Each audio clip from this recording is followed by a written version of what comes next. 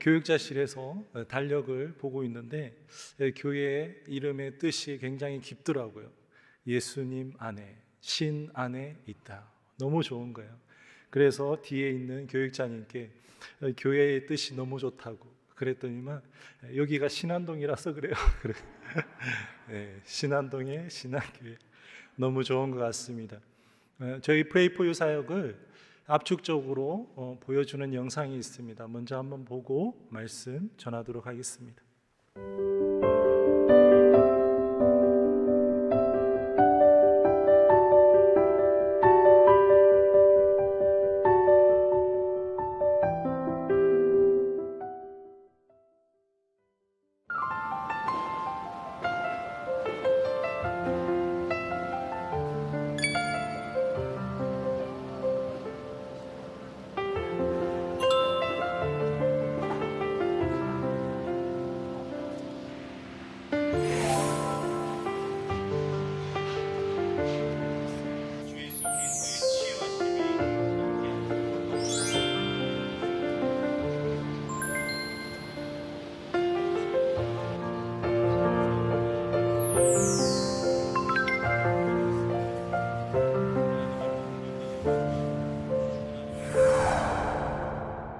저는 프레이 포 유 기도하는 사람들의 손은식 목사입니다. 프레이 포 유 사역은 노숙인 분들에게 간식과 그리고 필요한 것들을 전해드리는 겁니다.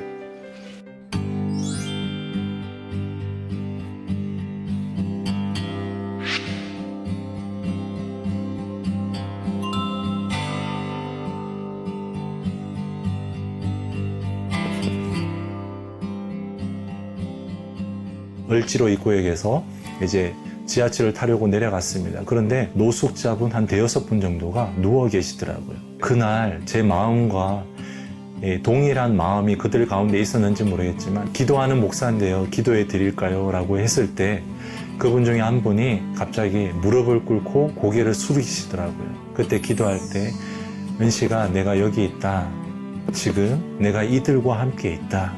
고맙다. 라는 주님의 마음이 느껴졌습니다. 참 돈이 없으니까 근로 능력이 안 된다라는 글이 없네. 여기 몇 가지 그걸 다 안 됐어요? 갖다 드리겠습니다. 그러니까 왜 멀쩡한 몸으로 일을 하지 않느냐라고 하지만 정작 그분들의 손을 잡고 그분들과 대화 나누면요, 눈에 보이지 않지만 육체적으로 질병을 앓고 있고 그리고 장애를 가진 분들이 너무 많았습니다. 알겠습니다. 기도 한번 해요. 하나님, 우리 주 예수 그리스도의 사랑으로 우리 시와 형제를 꼭 안아주시고 아픈 몸과 마음을 주님께서 치료하여 주시기를 간절히 바라며 우리 주 예수 그리스도 이름으로 기도하옵나이다. 아멘.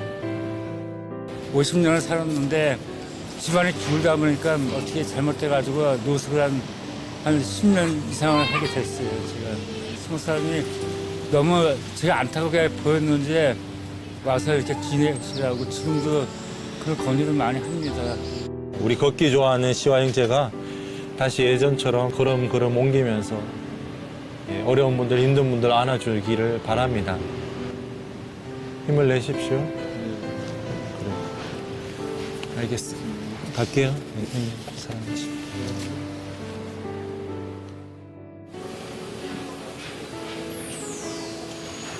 실어 다니주는가 봐. 그러니까 받으면 주면 좋고 안 주면 말고 그러는 거지. 그러겠어요. 그러면 돈 갖다가 내가 내는 줄은 처음 봤어.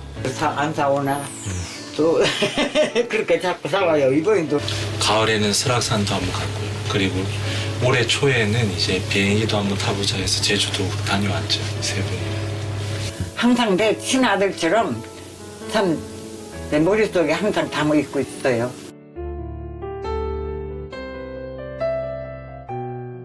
하나님, 우리 김옥순 어머니, 하나님께서 우리 어머님의 모든 고통과 슬픔과 아픔과 눈물을 닦아 주옵시고. 아멘.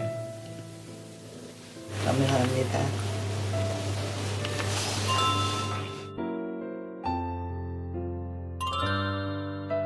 승리의 노래가 온 성에 들리니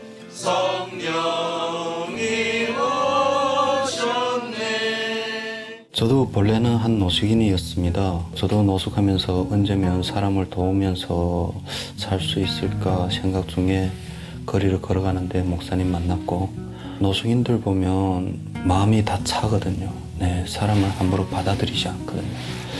근데 함께 대화하고 기도하다 보면 이 자리에 하나님께서 같이 있어주시고 하나님께서 이 사람들이 마음을 바꿔준다 하는 그런 느낌은 받고 있습니다. 거리에 아픔을 함께 경험했던 그 형제분들이 사역할 때 저보다도 훨씬 더 귀하고 값지게 사역하는 모습들을 보면서요, 저도 많이 도전을 받고 위안을 얻고 위로를 받습니다. 네.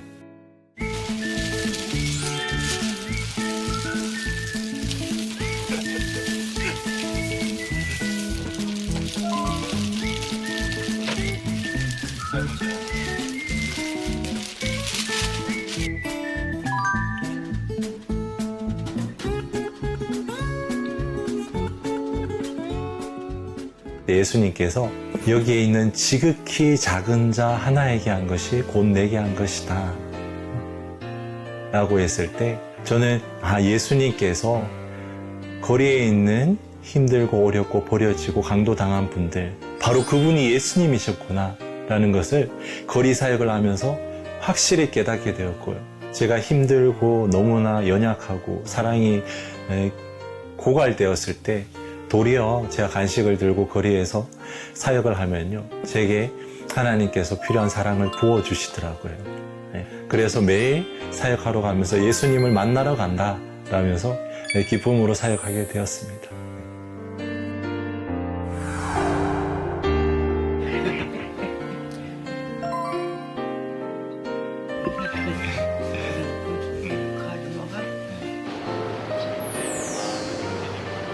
이 자리에 거리로 나왔습니다. 작은 마음으로 나와 있지. 마음과 얼어붙은 마음으로.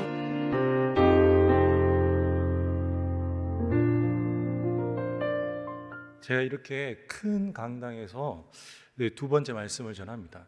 서울의 명성교회에서 청년부 주최하는 비전 축제 때 말씀 한번 전하고 이렇게 주님께서 기회를 주셨습니다. 그래서 무척 떨립니다. 저를 위해서 기도해 주시면 감사하겠습니다. 얼마 전에 조영기 목사님께서 별세하셨습니다. 한 시대에 하나님이 사용하던 지도자라고 생각합니다. 조영기 목사님이 하나님의 일하심을 눈으로 보면서 목회할 수 있었던 이유는 전 조영기 목사님이 개인적인 능력으로 보지 않습니다.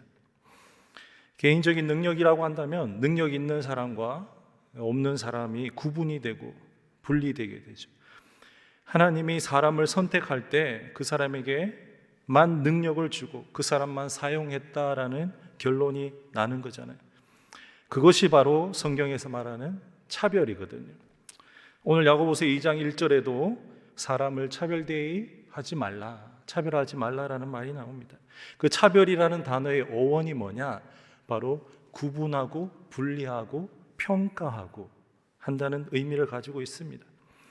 하나님께서 그러실 수 없죠. 그렇다면 조영기 목사님을 한 시대에 하나님께서 사용한 이유는 무엇일까? 제가 8년 동안 거리를 다니면서 확실히 알게 된 것 한 가지가 있습니다. 그것은 바로 그분이 가난한 자와 함께하고 긍휼의 마음을 가지고 그분들과 함께 눈물 흘리고 기도했다라는 것입니다. 처음 시작할 때 빈자들이 있는 그곳에서 달동네에서 텐트를 치면서 기도하고 전도하고 복음을 선포하셨잖아요. 그 당시 한국의 그 어느 교회, 어느 목사님보다 더 조영기 목사님이 그분들과 더 오랜 시간을 보내며 함께 했기 때문이다 라는 것을 제가 깨닫게 되었습니다. 저희 교단에, 저도 같은 교단입니다. 저희 교단의 총회장을 하셨던 서울의 목민교회 김동현 목사님이 계신데 비슷한 말씀을 하시는 것을 들었습니다. 젊은 시절에 본인이 생각해도 훌륭한 교회에서 담임 목사 청빙이 왔었대요. 그런데 본인은 당시에 그 누구도 가지 않는 달동네의 빈민촌의 교회, 공석이었던 그 교회에 스스로 자원해서 갔다라고 말씀하시더라고요. 물론 저는 제가 능력이 없어서 거리로 나간 것입니다. 이 두 분과는 다르고요. 그런데 제가 거리를 걷다가 만나게 된 거예요. 예수 그리스도를 만나게 되었습니다. 하나님께서는 오늘 여러분과 제가 이 만남을 특별히 예정해 두셨다라는 것을 저는 알고 있습니다. 믿습니까? 그리고 이 자리로 인도해 주셨습니다. 오늘의 만남은 하나님께서 허락하신 만남입니다. 8년 전에 Pray for You라는 이름으로 처음에 거리로 나아갔습니다. 더 이상 교회에 제가 10년 정도 교육전도사, 교육목사로 사역하면서 예수 그리스도를 알기 위해서 예수님을 모르는 분이 교회에 찾아오지를 않더라고요. 아, 이제 더 이상 넌 크리스천이 교회로 오는 시대는 지났구나. 목사인 내가 그들이 있는 곳으로 가야겠다. 내가 할 수 있는 건 아무것도 없는데 난 단지 기도가 필요한 분들한테 기도는 해줄 수가 있다. 여러분도 해줄 수 있잖아요. 누구나 해줄 수 있습니다. 그래서 Pray for You, 당신을 위해서 기도합니다 라는 단체를 그 이름과 같이 만들고 나아갔습니다. 처음에 나아갔는데요, 그 누구도 저의 존재에 대해서 아는 척 의미를 두지 않더라고요. 그렇게 Pray for You가 끝이 났다면 오늘 이곳에 제가 있지 못했을 것입니다. 당시 홀로 거리로 나와 걸어 다닐 때 누구도 저의 기도와 Pray for You를 통해 하나님께 나아가는 것을 원치 않더라고요. 그때는 제가 너무나 힘이 들었고 Pray for You가 수년이 아닌 수개월 만에 끝이 나겠다라고 생각했습니다. 이렇게 거리를 혼자 걷는 것은 무의미하다라고 여겨졌습니다. 안녕하세요. Pray for You 손은식 목사입니다. 기도가 필요한 분 언제든지 기도해 드리겠습니다. 저는 월요일부터 금요일까지 이곳 명동 주변에 있고요. 제가 전해드리는 이 명함을 보시고 전화를 주시면 언제든지 달려가겠습니다. 기도해 드리겠습니다.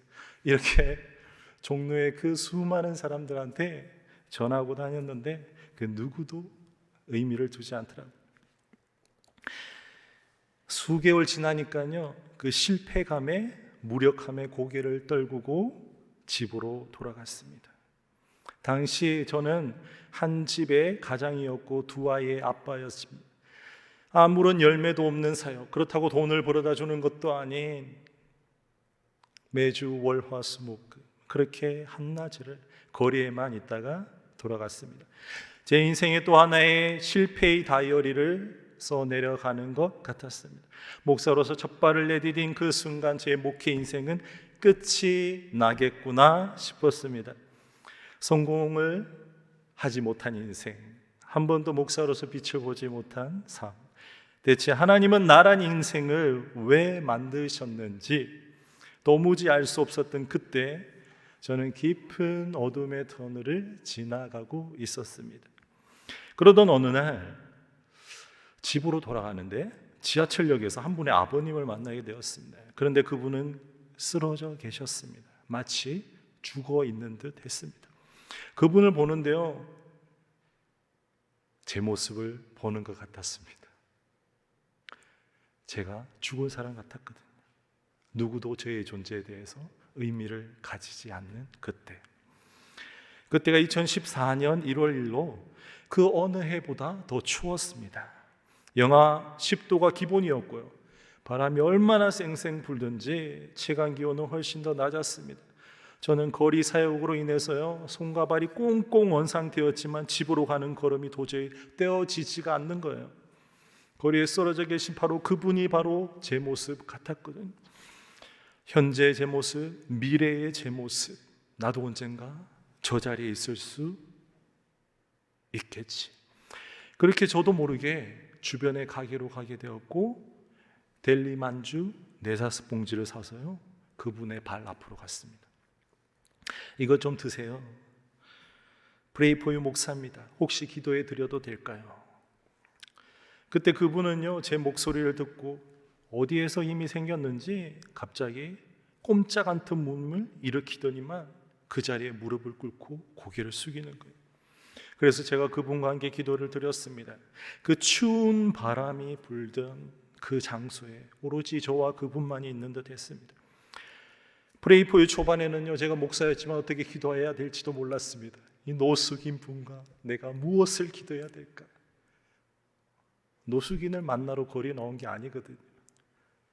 하나님을 모르는 일반 분들을 만나서 함께 기도해야겠다라고 거리로 나왔는데 갑자기 덜컥 만난 거예요. 너무 두렵더라고요.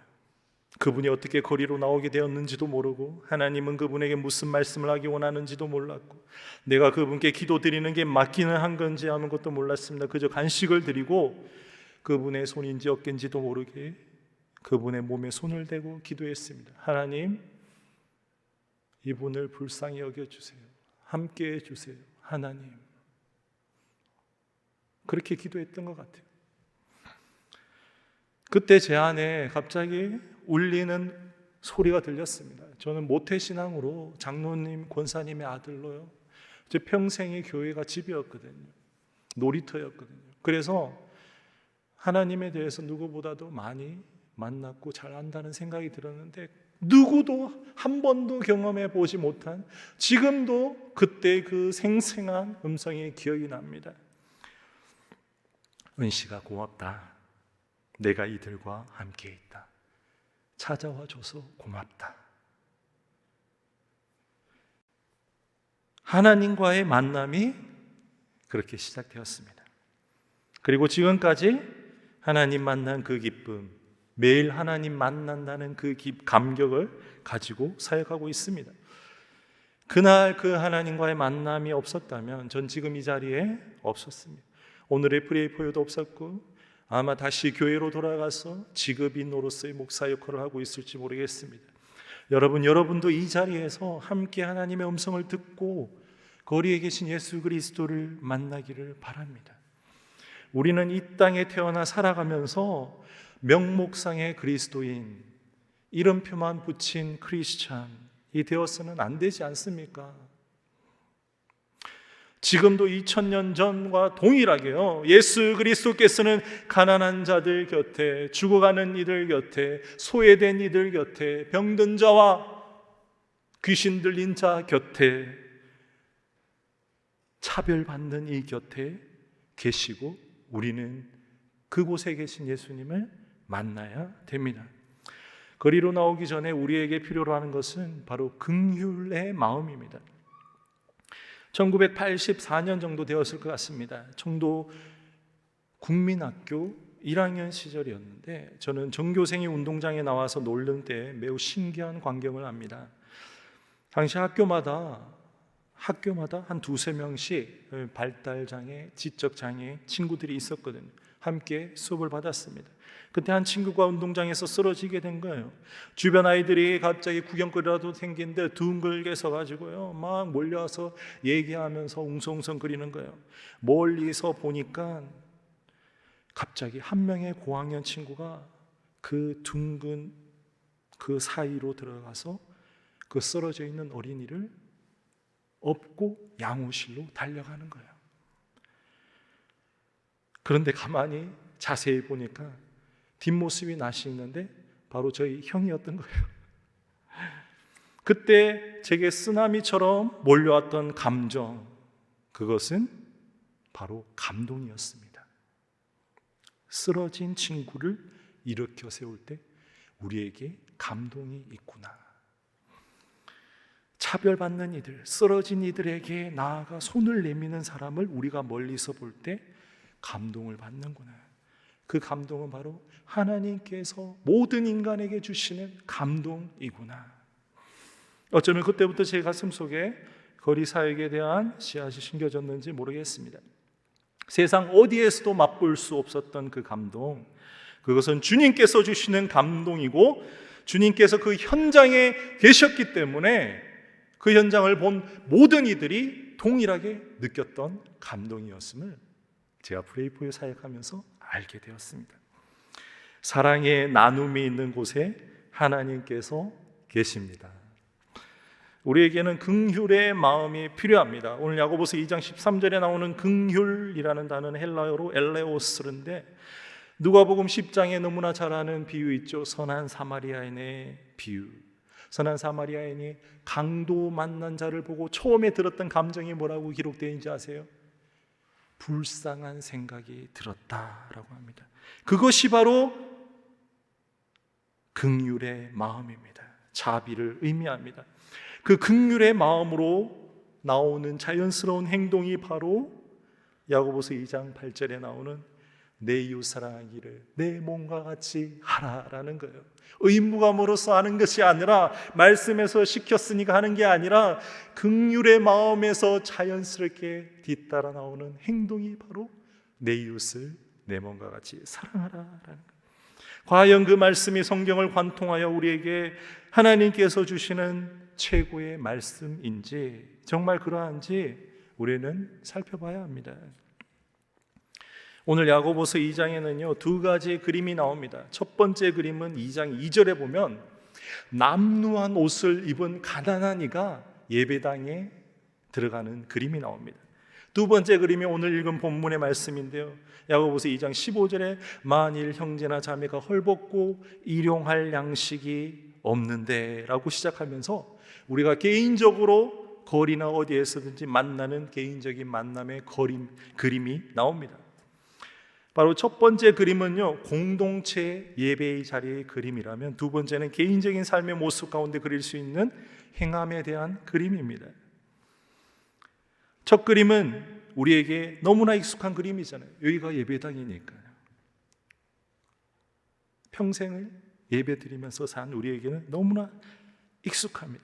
예배당이요 금가락지를 끼고 화려한 옷을 입고 예배드리러 오시는 거예요. 어서 오세요. 누구누구니 저 앞자리에 님을 향한 자리가 예비되어 있습니다. 근데 그 뒤에 누가 옵니까? 남루한 옷을 입은 가난한 사람이 오는데요, 어이 잠깐만 당신을 향한 자리는 예비되어 있지 않아요. 저쪽에 TV로 예배를 시청할 수 있는 저기 구석에 지하 공간으로 가든지 아니면 내 발등상에 앉아 있으라. 종 취급하는 거예요. 종 취급. 우리가 흔히 볼 수 있는 모습이지 않습니까? 제가 매주마다 가는 종로와 영등포와 서울역에 쪽방촌이 있습니다. 쪽방촌 분들과 지금 한 5, 6년째 매주마다 가서 대화를 나누다 보니까 그분들이 교회 가고 싶지만 교회 안 간대요. 본인의 흐름한 옷을 입고 도저히 갈 용기가 생기지 않는데요. 그리고 또 우리에게는 너무나 쉬운 1,000원짜리 한 장도 그분에게는 없는 거예요. 그러니까 헌금 없이 지나가는 그 헌금 시간, 그 헌금 시간에 찬양을 부르며 헌금을 드리는 그 모습들을 보면서 자기가 견딜 수가 없다라는 거예요. 그 용기가 나지 않는다라는 겁니다. 그리고 두 번째 그림은 개인적인 삶의 모습 가운데 만나는 그림인데요, 이 말씀만으로는 잘 와닿지 않을 수 있는데 다음과 같이 한번 제가 설명하면 더 정확히 와닿을 수 있습니다. 우리는 거리에서 노숙인을 만나거나 가난하고 불쌍한 이들을 만날 때 이렇게 말하는 경우가 있습니다. 에휴, 왜 저렇게 살아?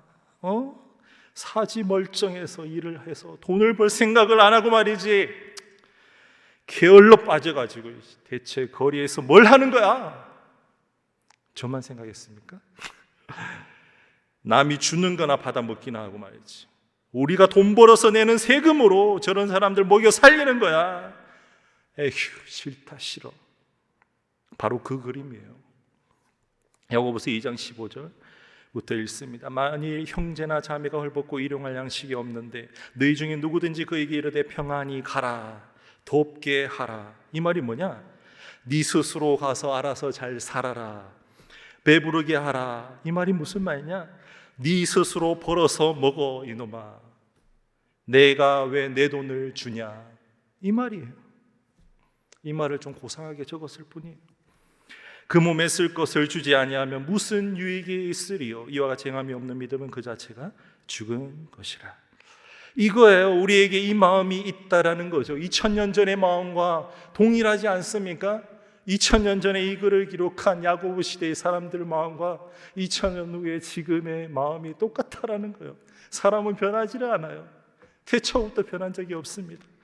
욕심이 있고 죄를 향해서 나아가는 그 마음은 똑같아요. 그런데 하나님은 왜 이렇게 우리가 하기 싫은 일을 계속 명하실까? 잠언서 3장 27, 28 내 손이 선을 베풀림이 있거든 마땅히 받을 자에게 베풀기를 아끼지 말며 내게 있거든 이웃에게 이르기를 갔다가 다시 오라 내일 주겠노라 하지 말라. 요한일서 3장 17, 18 누가 이 세상의 재물을 가지고 형제의 궁핍함을 보고도 도와줄 마음을 닫으면 하나님의 사랑이 어찌 그 속에 거하겠느냐. 자녀들아 우리가 말과 혀로만 사랑하지 말고 행함과 진실을 함으로 하자. 레위기 19장 18절 원수를 갚지 말며 동포를 원망하지 말며 내 이웃 사랑하기를 내 자신과 같이 사랑하라. 나는 여호와이니라. 갈라디아서 5장 14절 온 율법은 내 이웃 사랑하기를 내 자신과 같이 하라 한 말씀에서 이루어졌나니. 마가복음 12장 31절 둘째는 이것이니 내 이웃을 내 자신과 같이 사랑하라 하신 이것이라. 이보다 더 큰 계명이 없느니라. 마가복음 12장 33절 또 마음을 다하고 지혜를 다하고 힘을 다하여 하나님이 사랑하는 것과 또 이웃을 자기 자신과 같이 사랑하는 것이 전체로 드리는 모든 번제물과 기타 제물보다 나으니이다. 이 말은 곧 너희 예배보다 더 낫다라는 의미입니다. 로마서 13장 9절 간음하지 말라 살인하지 말라 도둑질하지 말라 탐내지 말라 한 것과 그 외에 다른 계명이 있을지라도 내 이웃을 내 자신과 같이 사랑하라 하신 그 한 말씀 가운데 다 들어있다라는 것입니다. 오늘 야고보서 2장 8절에는 내 이웃을 사랑하기를 내 몸과 같이 하라는 것이 바로 성경에서 최고의 법이다라고 말씀하고 계십니다. 도대체 왜 말씀을 계속 반복하며 가장 중요하다, 최고의 법이다 라고 하시는지 그 이유만 알게 되면 우리가 참 자유하겠다라는 생각이 듭니다. 두 가지로 볼 수 있는데요. 첫 번째는 바로 그 말씀을 계속 반복하는 이유가 바로 우리의 영생과 관련이 있기 때문입니다. 눈이 확 떠지지 않습니까? 누가복음 10장 25절 37절에 율법교사가 예수에게 나아가서 시험하기 위해서 질문합니다. 예수님, 과연 내가 무엇을 하여야 영생을 얻으리까? 무엇을요? 영생을 얻으리까? 율법에는 무엇이라 이르느냐? 율법교사니까 율법에 대해서 너무 잘 알지 않겠습니까? 십계명을 줄 없습니다. 그래 잘하였다. 네가 그대로 행하여라. 이렇게 끝이 났다면 아무런 성경에 실리지 않았을 수도 있어요. 그런데 그 율법교사가 갑자기 성령의 감동을 받았나 봐요. 베드로의 신앙 고백도 바로 성령님이 그 속에서 시키신 것이잖아요. 갑자기 자기를 옳게 보이려고 예수께 그럼 내 이웃이 누구입니까? 라고 할 때 예수님이 그 선한 사마리아인의 이야기를 하시는 거예요. 중요한 건 이겁니다. 제사장도 레위인도 예루살렘에 예배드리고 여리고로 내려가는 그 길에 그 강도 만나에 죽어가는 이웃을 보고 피하여 지나가 버렸는데 전혀 관계없는 사마리아인, 하나님을 섬기지도 않던 그 사마리아인이 그를 보고 불쌍히 여겨서 그를 나귀에 태우고 기름과 포도주로 상처를 씻어주고 하루를 들여서 그가 여행 중에 있었거든요. 볼 일이 있잖아요. 목적이 있는데 그걸 마다 않고 그를 극진히 케어하고 그 옆에서 하루를 지새우고 그 다음날 그 주막의 주인에게 데나리온 2를 주고 한 30여만 원을 주면서 이 사람을 좀 잘 돌봐주십시오. 내가 여행이 끝나고 다시 와서 더 추가적으로 비용이 들면 드리겠습니다. 예수님이 묻는 거예요. 이 셋 중에 누가 강도 만난 자의 이웃이냐? 저기 저 제사장인 목사냐? 하나님을 섬기지도 않는 저 사마리아인이냐? 자비를 베푼 자니이다. 차마 사마리아인이라 하기가 율법교사 입에서 끌끄럽잖아요. 자비를 베푸신 자니이다. 예수께서 이르시되 Go and do likewise. 그게 뭐냐면 가서 너도 이와 똑같이 하라라는 뜻이에요. Likewise가 똑같이 하라는 거예요. 근데 이 질문이, 이 이야기가 어떻게 나왔죠? 처음에 어떤 질문으로부터 나왔습니까? 내가 어떻게 하여 영생을 얻으리까? 가서 너도 이와 똑같이 하라. 두 번째로요, 왜 자꾸 반복하시느냐? 그곳에 내가 있다. 내가 누구죠? 말씀하시는 하나님이 그곳에 있다라는. 마태복음 25장 31절에서 46절까지 양과 염소의 비유입니다. 너무 잘 알죠?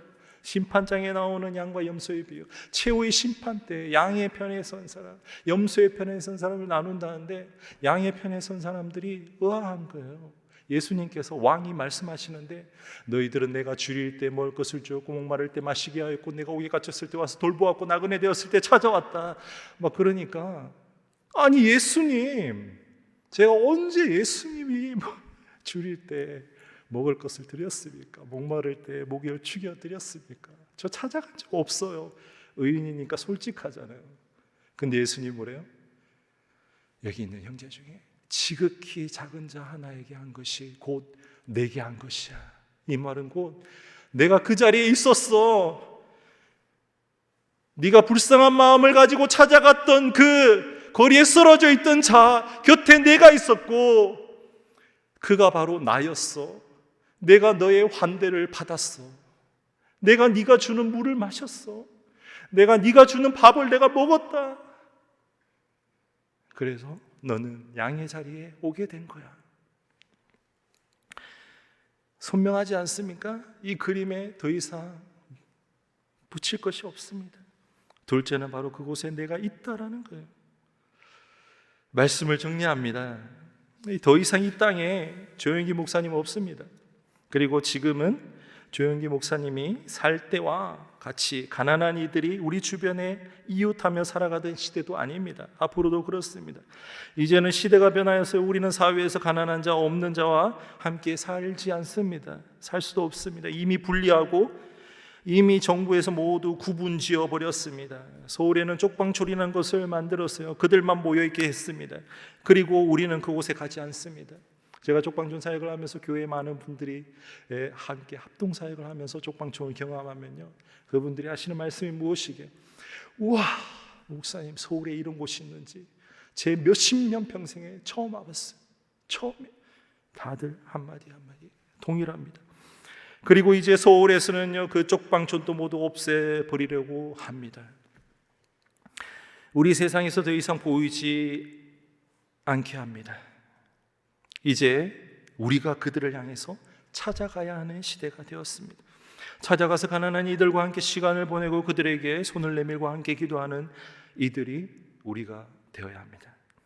오늘 읽은 많은 말씀들이 알려주는 것이 무엇이 있을까요? 하나님의 마음입니다.